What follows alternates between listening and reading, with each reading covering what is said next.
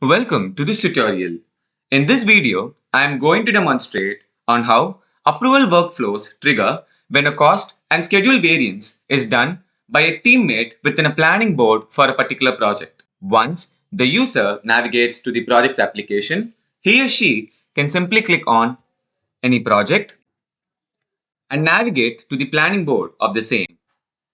Here, under this section, the user can navigate to the approvals option where the create approval and show pending approvals option is displayed.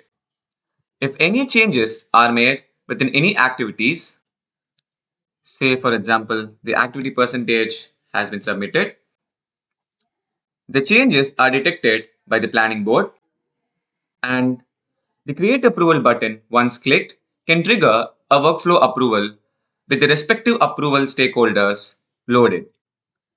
The pending approvals for the same can be displayed by clicking on the Show Pending Approvals, where all the approvers and the changes that have been made in the various sections of the particular project planning board is displayed and can be tracked as well.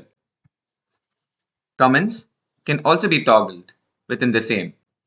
And if the persona is a project manager persona, the revert option, the approval and rejection option will also be displayed for the same.